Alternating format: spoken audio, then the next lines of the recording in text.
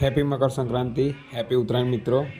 તો તમે જોઈ શકો છો પાણીની બાટલ, પતંગ ધાબા ઉપર છે અમારી ટીમ। જો નાસ્તો પાણી ચાલે છે હમણાં, ને સાથે કિન્યાર બાંધવાનું પણ કામ ચાલે છે। લો હવે આપણી પતંગ ચગી ગઈ છે। આપણા હર્ષભાઈએ પતંગ ચગાવી છે હમણાં। જો યલો કલરની પતંગ છે આપણી, અને સૌથી મનગમતો તહેવાર એટલે ઉત્તરાયણ। ફિરકી પકડનારા ભાઈ અને આ પણ ભાઈ વિડીયો ઉતારે છે, આપણા જિગ્નેશભાઈ। ઉત્તરાયણમાં બહુ જ મજા આવે છે મિત્રો। લાડવેદાર પતંગ છે।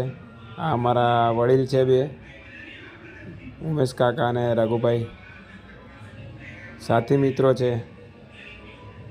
એમને પણ ઉત્તરાયણનો ખૂબ જ ઉત્સાહ હોય છે, ઉમંગભેર ઉત્તરાયણની ઉજવણી કરતા હોય। જો કાપ્યો જ છે।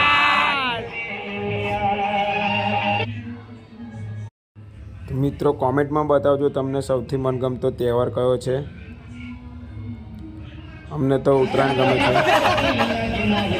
કેક કાપ્યો, સાથે બાજુના ધાબા પર સરસ મજાના ગીતો વાગે છે।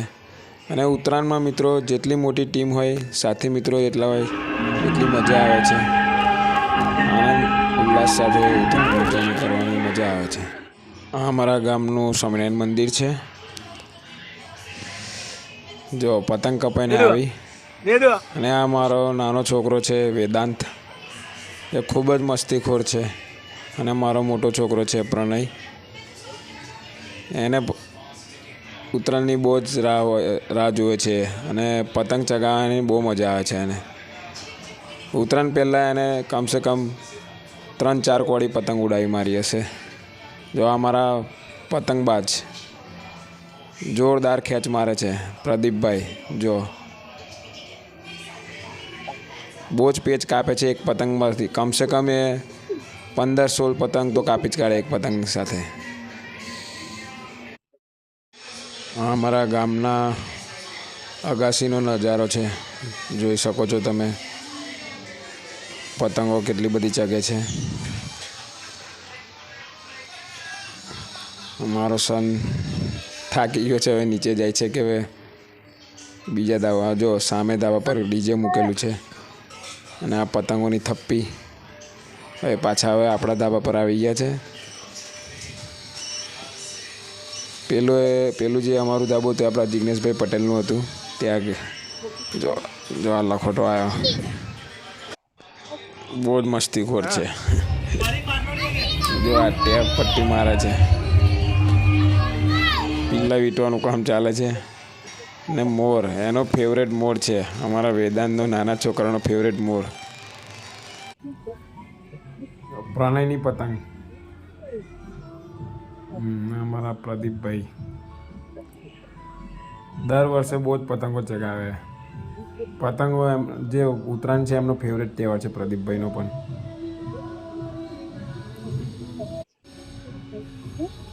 વેદાંત બહુ નખરા કરે છે। બહુ મોટી ખોપડી છે આ તો, ડેન્જર ખોપડી વેદાંત। તાપ ઘણો લાગે છે।